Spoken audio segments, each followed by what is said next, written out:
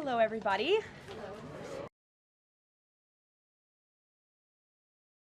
Good afternoon. Hello. Some new faces in here today.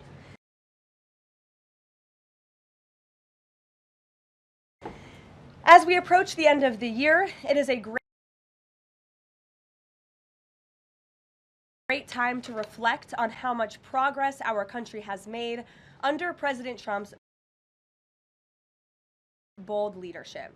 Given the complete mess that President Trump inherited from Joe Biden and radical left Democrats in Congress, what this administration has accomplished since January 20th has been nothing short of remarkable.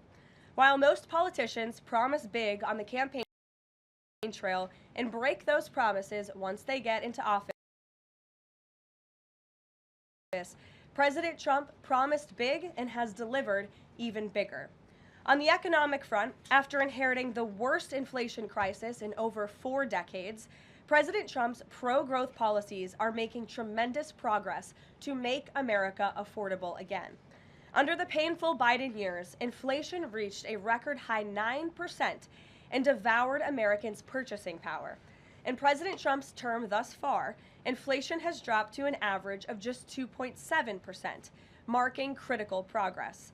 The Trump administration is working hard every single day to bring down the cost of living through bigger paychecks and lower prices.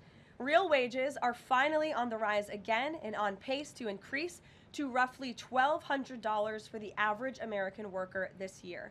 To put that into perspective, real wages declined by almost $3,000 under the Biden administration. That means Americans right now are on track already to make up 1/3 of the $3,000 in lost wages under Joe Biden.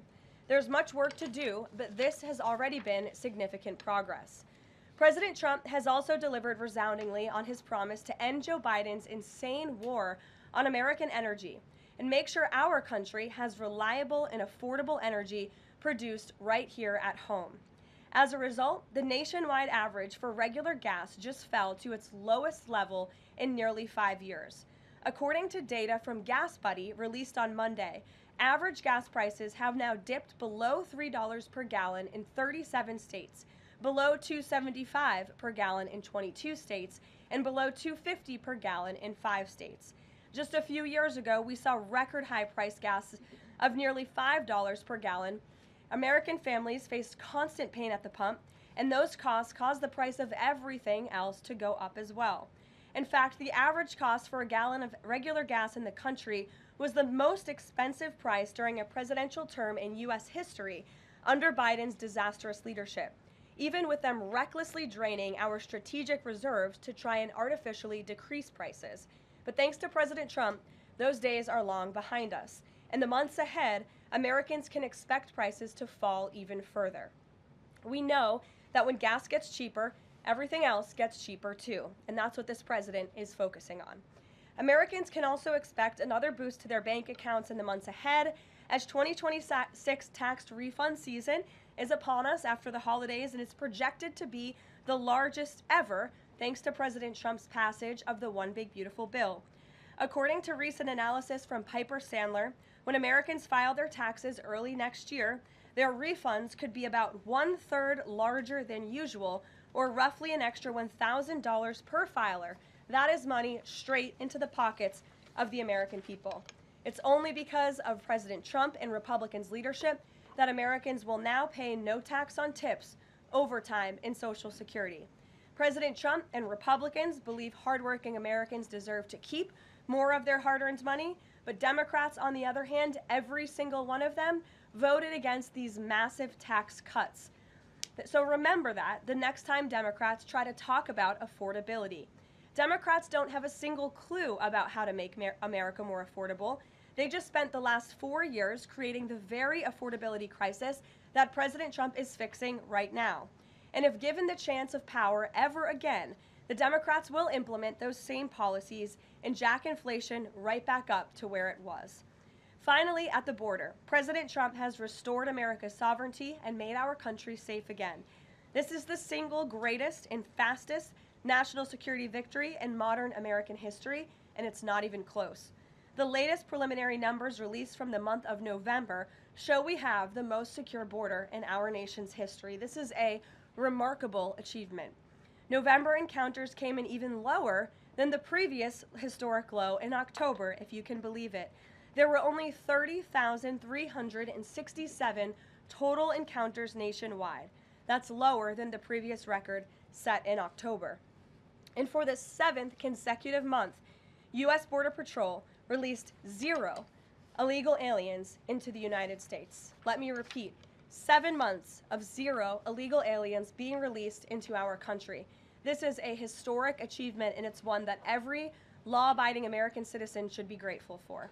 At this point in 10 months under President Trump's unmatched leadership, we've seen less apprehensions overall than we saw in just 1 month under Joe Biden.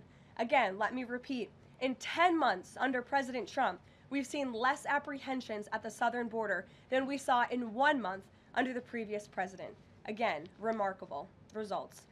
All in all, the economy is back on track and ready to boom over the next 3 years. Biden's inflation crisis is over. Prices are coming down.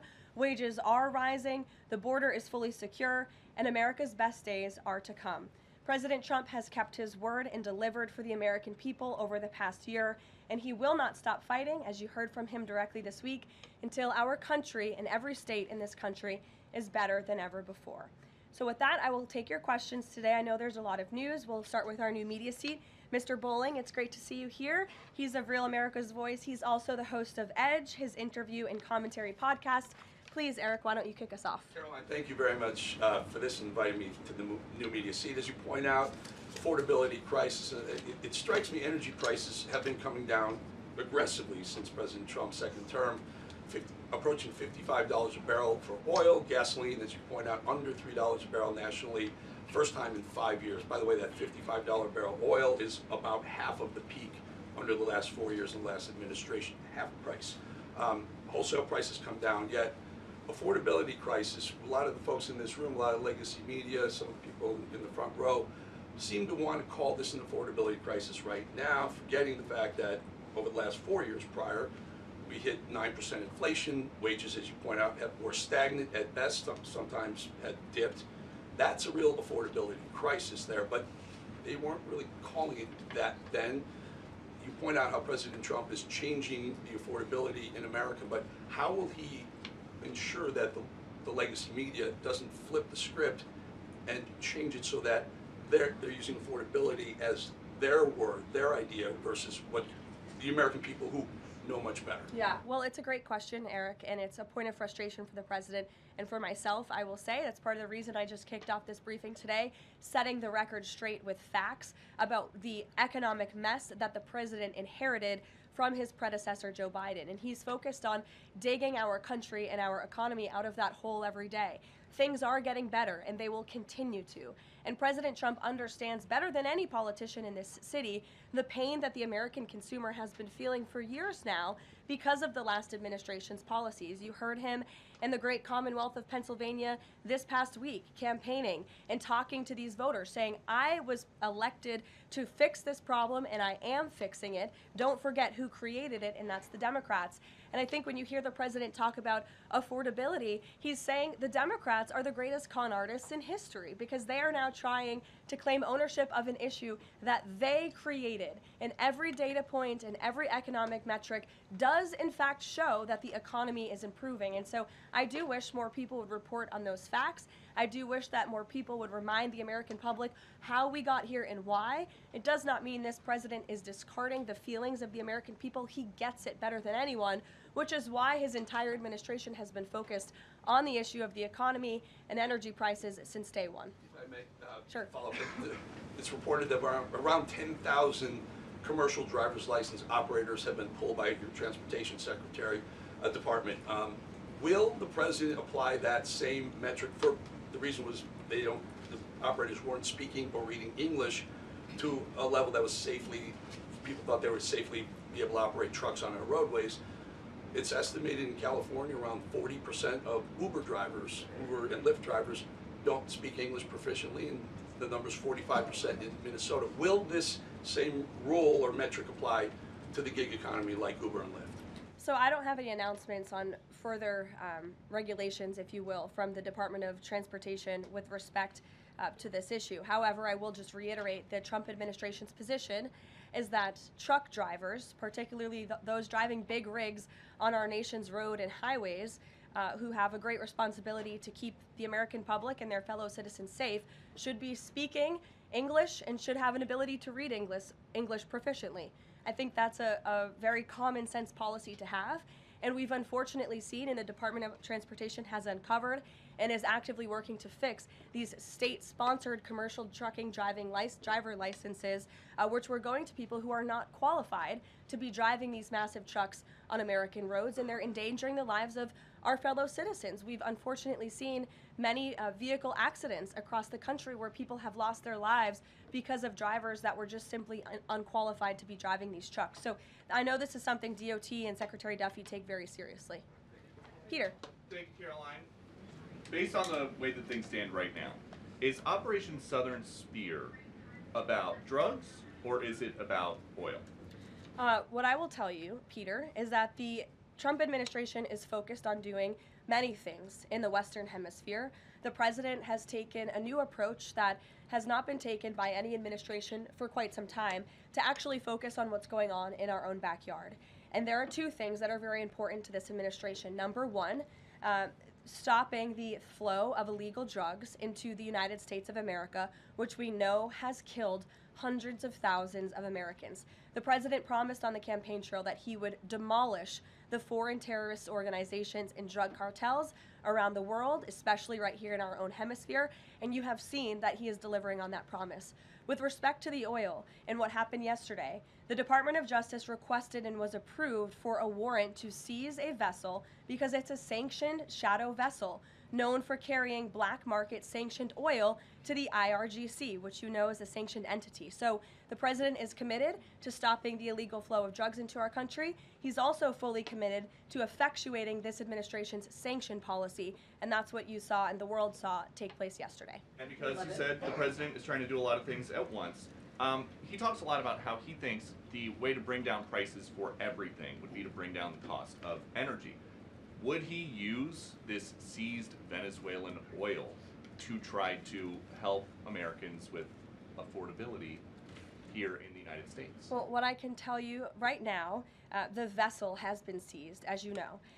And the Department of Justice did that in conjunction with the Coast Guard and the Department of War. The vessel is currently undergoing a forfeiture process right now.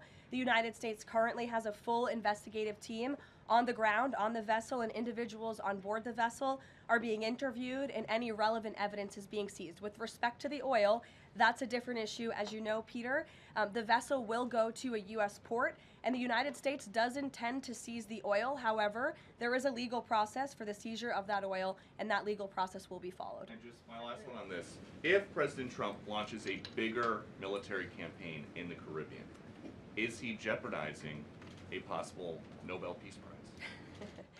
Look, the president has proven over the past year that he is more than worthy of the Nobel Peace Prize. I think he's been nominated for it nearly 100 times this past year, which is definitely a record. He's solved, I think, 9 conflicts around the world. We are up to now. He's actively working on the Russia-Ukraine war, which is the big one as we speak, and has been over the past year. With respect to any additional action in Venezuela, I'm definitely not going to get ahead of the president or the United States military. Mary. It now seems all but certain that the Obamacare subsidies will expire at the end of the year. It means more than 20 million Americans are now bracing for their health care costs to soar. Is the president prepared to let this happen, or is he going to step in? The president is prepared to take action on health care, and he wants Republicans on the Hill to do the same. As you have seen, Senate Republicans put forth their own legislation earlier this week. As for the subsidies that are set to expire, I would like to remind you and everybody at home why this is on the brink of happening. Democrats wrote Obamacare. They passed it without a single Republican vote, and then they ballooned it with these expensive COVID subsidies that completely distorted the health insurance market. And then they doubled down, extending those subsidies and setting their own expiration date right now in 2025, which the administration is obviously well aware of, and we are working, the president is working with his healthcare policy team here at the White House, as well as Republicans on Capitol Hill, to find a solution.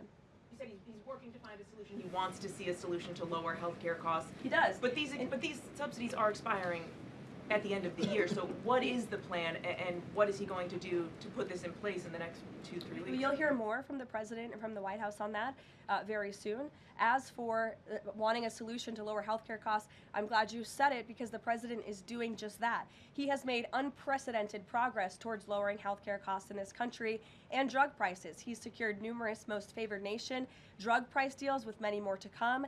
As you know, the One Big Beautiful Bill, the working family tax cut, significantly expanded access to health savings accounts for those on Obamacare. Again, a Democrat written program and approved program, which has led to higher healthcare costs in this country. So it goes back to the issue of affordability. Democrats are now pretending they want a solution to this issue, but they created the problem. The president and Republicans are currently coming up with creative solutions and ideas to lower healthcare costs for the American people, and you'll continue to hear more from them on that. Before these subsidies expire? I just said you're going to continue to hear more from the president and Republicans on this issue, I'm sure. Sure, Bloomberg, go ahead. Hi, thanks, Caroline. The president said he was going to be holding a call with the leaders of Thailand and Cambodia. Have those calls taken place? Is there a readout you can share? The president has not yet engaged in those calls, and when he does, I'm sure you'll hear from him directly, as you always do, after foreign leader calls or from somebody here at the White House. I do know, with respect to the conflict in the peace deal in Thailand and Cambodia and some of the conflicts you've seen arise, reports of that in the press over the past couple of days. The president addressed it in Pennsylvania. The administration is obviously tracking this at the highest levels and is very much engaged. I spoke with Secretary Rubio about it this morning. And will senior U.S. officials be meeting Saturday with European and Ukrainian officials to discuss the peace plan? Look, the United States and the Trump administration continues to be very much engaged in trying to bring the Russia-Ukraine war to an end. The president had a call with Europeans yesterday. His special envoy Witkoff and his team continue to talk with both sides literally as we speak. If there is a real chance of signing a peace agreement, if we feel like those meetings are worthy of someone on the United States' time this weekend, then we will send a representative. It's still up in the air whether we believe real peace can be accomplished and we can truly move the ball forward. The president is extremely frustrated with both sides of this war, and he's sick of meetings just for the sake of meeting. He doesn't want any more talk. He wants action. He wants this war to come to an end. And the administration has spent more than 30 hours, just in the past couple of weeks, meeting with the Russians and the Ukrainians and the Europeans and speaking with them as well. So we'll see about the meetings this weekend, and stay tuned. President read President Zelensky's latest proposal that was sent over yesterday. He's aware of it, yes. Ed. Thanks, Caroline. So the Fed chairman, the president says that he's interviewing candidates. So I just want to be clear. So the pick has not been locked in, and could we get an announcement before Christmas? I know every business outlet in the world is just chomping at the bit for a scoop or something on this Fed chair announcement. I'm not going to get ahead of the president. I know there's been a lot of reports about potential meetings this week with potential candidates. Look, as always, this is a decision the president himself is going to make. And I know there's a lot of reporting out there from anonymous sources who claim to know something. I would wait and see what the president himself does and announces, and I certainly won't be the one to get ahead of him on that. On the economy, can I ask you about it? Michael, go ahead. On the next Fed chair, does the president have an expectation that his pick will lower interest rates next year to his liking? I think the president has been quite clear about what he believes the Fed should be doing, which is lowering interest rates. I know there was a quarter-point reduction this past week, and the president was pleased to see that, but he thinks more should be done. Philip. Thank you, Caroline. On these advanced NVIDIA H200 chips, why is the president willing to allow China to have access to one of America's chief technological advantages? Look, I will tell you just a couple of things. The president put out his own statement on this, which I do think highlights his exact thinking. What you see from the president on Truth Social is most of the time what you hear from the president behind closed doors privately.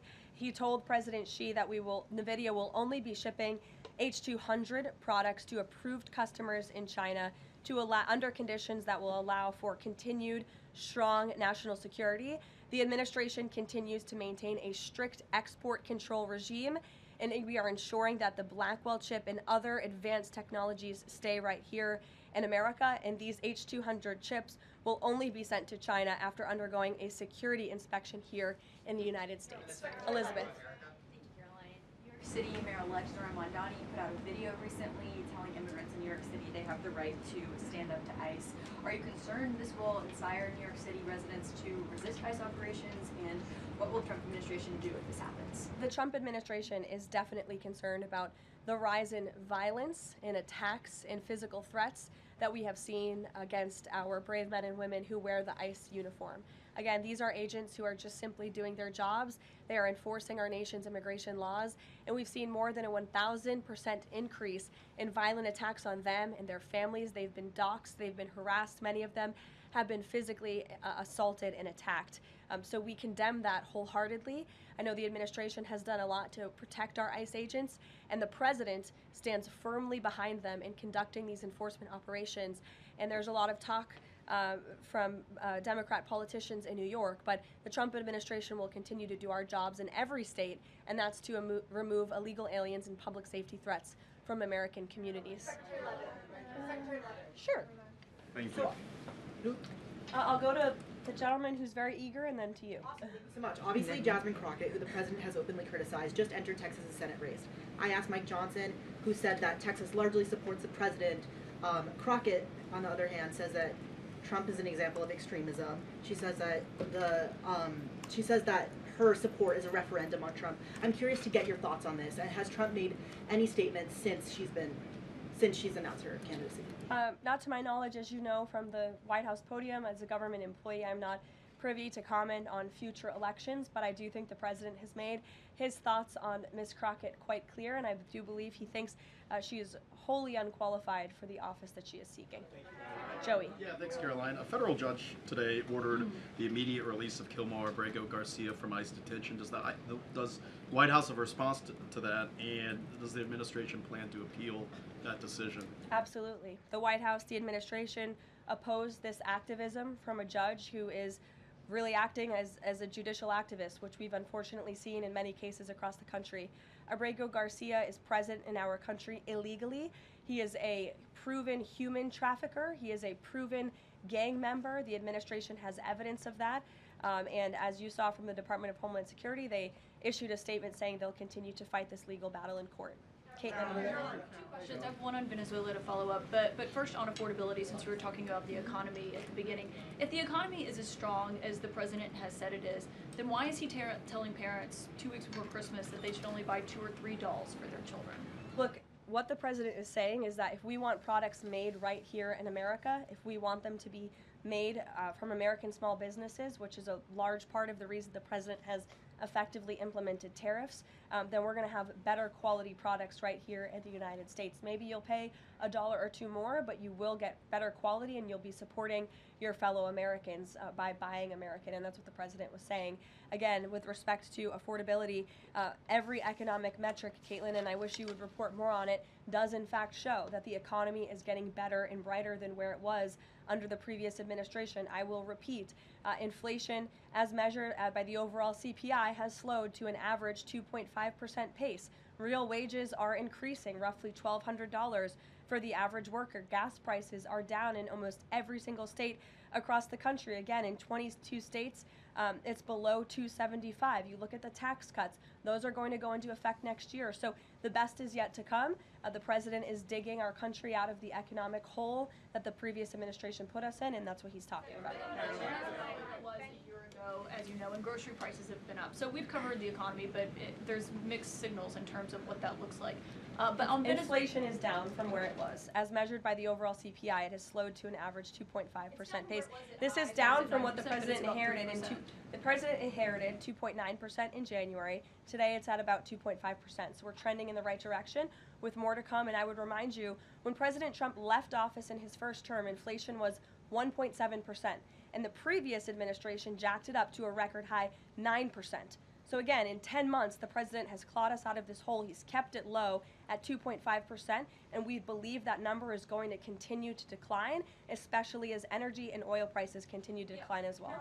It wasn't high under Biden. They're just saying it's not. Well, nobody reported on it being high under Biden. My predecessor was standing at this podium, but now you want to ask me a lot of questions about it, which I'm happy to answer. But I will just add, there's a lot more scrutiny on this issue from this press corps than there was. Well, in the previous administration said that too. My predecessor stood up at this podium and she said inflation doesn't exist. She said the border was secure, and people like you just took her at her word, and those were two utter lies. Everything I'm telling you is the truth, backed by real factual data, and you just don't want to report on it because you want to push untrue narratives about the president. Go ahead. I'm not going to take your follow-up. Go ahead. Is the White House optimistic about the upcoming redistricting vote in Indiana and what happens if it fails? We'll see how the vote plays out. That's a political matter and, frankly, a legal one, and I won't comment on it here. Brian. Thank you, Caroline. I'm going to go back to the Fed. I have two topics I just want to address with you. The first one on the Fed. The president did say yesterday that he was meeting with Kevin Warsh. This is your favorite story in the world, Brian. It is our favorite story. The president said yesterday he was meeting with Kevin Warsh to talk about the Fed chair, interviewing for a Fed chair role. Can you just say how that interview went with him? I won't comment on private meetings without the president's approval to do so. And the second thing is on the Netflix Warner Brothers deal. The president did address this also yesterday. He said that he believes that the sale of CNN should be attached to that deal with Netflix or with Paramount, if anything happens down the road with them. Can you just explain what the president's planning to do going forward to continue to make that case similar to what he made yesterday? Well, I think the president's comments yesterday about the sale of CNN and new leadership is evidenced by my exchange with the CNN reporter in this room. Their viewership has gone down, their ratings has declined, and I think the president rightfully believes that network would benefit from new ownership. With respect to this deal, he has great respect for both companies who are bidding against one another, and I won't weigh in any further than that. In the back, go ahead. I wasn't calling on either of you, but I'll take both your questions and then to you. Go ahead. I have two questions. One is South Korea, one on the Japan. First question, the recent U.S.-South Korea trade fact sheet made no mention of agricultural product. Does the United States want to completely open its rice and beef market to South Korea? And second question on Japan. China is using its military power to surround Okinawa, Japan. Is the United States concerned about the military conflict between China and Japan? And what action will the United States take? Okay. To your first question on South Korean beef exports to South Korea, I will check with our trade team and we will get you an answer on that. To your second question with respect to Japan and China, the president has a phenomenal relationship with the new Prime Minister of Japan, as you know. He was pleased to meet her when we went to Asia a couple of months ago, and they have spoken a few times since. They continue to be engaged with one another, and Japan is a great ally of the United States, as evidenced by their personal relationship and our continued trade relations with Japan. With respect to China, the president also has a good working relationship with President Xi, which he believes is a good thing for our country, and he believes that the United States should be in a position to have a good working relationship with China while maintaining our very strong alliance with Japan. Go ahead. Yesterday, President Trump was speaking about drug production in Colombia. He said that the president of Colombia better wise up or he's gonna be next. What was he meaning exactly? And the other thing is that President Gustavo Petro of Colombia responded to that statement by issuing a formal invitation to President Trump to go to Colombia and to see firsthand how the authorities in Colombia are fighting against drugs. Do you think that President Trump would consider that? Well, that's very interesting. I hadn't heard the news about that invitation. I will let the president speak directly to it on whether or not that's something he would entertain. But as for his comments yesterday towards President Petro, he has been saying some very alarming and frankly insulting things towards the United States of America, and the president doesn't like it. Yes, in the blue. Caroline? Yes, go ahead. Thank you. The president's been spotted out and about a number of times with bandages on his hands. Could you please explain what that is about? Secondly, he noted on Truth Social the other day that he had aced 3 cognitive tests. Could you please clarify when those tests took place? I can do that at a later date. I obviously don't have that in front of me. The president has spoken about that quite extensively throughout the years. As for the bandages on the hand, we've also given you an explanation for that in the past. The president is literally constantly shaking hands. The Oval Office is like Grand Central Terminal. He is meeting with more people than any of you even know about on a daily basis. He's also on a daily aspirin regimen, which is something his physical examinations has said in the past as well, which can contribute to that bruising that you see. Sure. Thank you, Caroline. Back to that oil tanker, just want to know, was this a one-off, or is it safe to say the administration is taking a more active look at the oil industry in Venezuela, whether targeting other oil ships or perhaps Venezuelan oil production facilities in Venezuela? Well, I won't broadcast any future actions from the administration, but I will just reiterate that the Trump administration is executing on the president's sanction policies and the sanction policies of the United States. And we're not going to stand by and watch sanctioned vessels sail the seas with black market oil, the proceeds of which will fuel narco-terrorism of rogue and illegitimate regimes around the world. Andrew? Thank you, Caroline. Two for you. First, when the president announced the farm relief program the other day, Secretary Rollins afterwards, right out there, told us that the program would be paid for by the Commodity Credit Corporation, an existing program. The president keeps saying that it's being paid for by tariff revenue.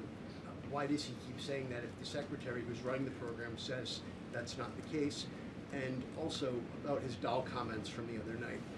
The president's a billionaire.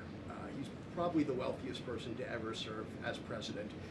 Is it a good look for him to be telling parents, oh, you should only buy, $2 or $3 dolls for your kids, when he's one of the wealthiest people in the country right now? Do you think the people in that room in Pennsylvania who the president was speaking to don't know the president's a billionaire? I think that's a very well-established fact. And actually, I think it's one of the many reasons they reelected him back to this office, because he's a businessman who understands the economy and knows how to fix it. And he's doing it right now just like he did in his first term. Sure, go ahead. To the gentleman behind you, Andrew, yes, go ahead. Go ahead. Thank you, Caroline. On Gaza, we heard the president say yesterday that the Board of Peace members are going to be announced early next year. What is the administration doing to move the parties in the region closer toward phase 2 of his peace plan for Gaza? Sure. Well, first of all, I would be remiss if I didn't highlight what a success it is that 10 months into the president's administration, you're asking me about a peace plan in Gaza, because that's a legitimate reality on the ground right now in the region. And it's only because of this president's leadership that that was able to take place, that all the living hostages were returned. All but one body of the deceased hostages has been returned, and we're still, of course, working on the last one. As for this next phase of the peace process, there is a lot of quiet planning that's going on behind the scenes right now for phase 2 of the peace deal. And when the United States is ready to make those announcements public on the Board of Peace, the ISF, and the Palestinian technocratic government, we will be making those announcements at the appropriate time. But the reason that, the negotiators and the teams on the ground have been rather quiet about this is because I spoke with them this morning. They are trying to be deliberate and thoughtful about this. Peace in Gaza, in the Palestinian Strip, is something, the Gaza Strip rather, is something that people have been trying to accomplish for 70 years. So, this is a complex problem, and this administration wants to be very thoughtful about it, and we want to ensure an enduring and lasting peace. And when those announcements are ready, they will be made. Sure. Thank you. There have been reports that Vladimir Putin called Maduro today to reaffirm his support. I wanted to ask if it is concerning to the president that Putin has given such a warm embrace to Maduro. I don't think that would be concerning to the president at all, no. I'll let him speak on it further. Spoken to Putin about that? He has not spoken to President Putin today, and I understand that call took place this morning, so the answer is no. Thanks. I have a question about the ACA, but just first very quickly clarifying Caitlin's question. You acknowledged that CPI in January when you took office was 3%, and in September, the last month for which we have data, it was also 3%, so inflation. No, it's 2.5%. Not in September, it was 3%. It's 2.5%, the average CPI right now. I have it in front of me. In President Trump's first 8 months in office, inflation as measured by the overall consumer price index has slowed to a 2.5 average pace. This is down from the 2.9% inherited in January. January is 1 month. Kelly, in the back. Okay, can I ask you about the ACA really quickly? There are a number of plans that are floating around on the Hill right now having to do with these premium subsidies that are about to expire. Which plan does the White House support? Again, I have told you now a few times that the president and Republicans will continue to unveil creative ideas and solutions to the healthcare crisis that was created by Democrats. And I know Chuck Schumer is putting up a vote today. This is a political show vote. Chuck Schumer is not sincerely interested in lowering healthcare costs for the American people. He's putting this vote on the floor knowing that it will fail so he can have another talking point that he can throw around without any real plan or action. If Chuck Schumer actually wanted to lower healthcare costs, I'm sure the president would welcome him and his entire Democrat caucus to a legitimate coordination on the president's policies of bringing down drug prices, these most favored nation deals. Why hasn't Chuck Schumer ever come out in support of those? Those are going to legitimately, they already are, lower drug prices for the American people, and not a word from Chuck Schumer on it. So I think that just proves this is completely political. Kelly, go ahead.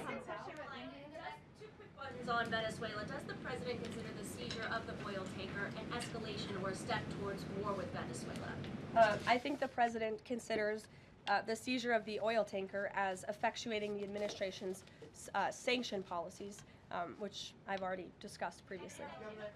Potential invasion or potential land strikes in Venezuela aligned with the president's supporters, the MAGA base, does it risk the potential for a prolonged war and U.S. troops involved in that? Prolonged war is definitely not something this president is interested in. He's been very clear about that. He wants peace.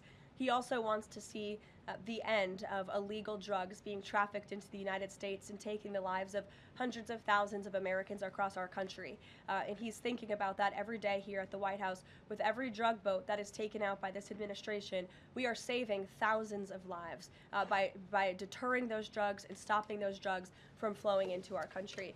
You will all, excuse me, you'll all hear, excuse me, you will all see the president tonight. He'll be making remarks at the Congressional Christmas Ball, which will be taking place here at the White House. And later this afternoon, he will be signing some congressional bills and executive orders that we, as always, will keep you apprised of. Thanks, guys. Can you say a word about the call with Modi? Subscribe to One India and never miss an update. Download the One India app now.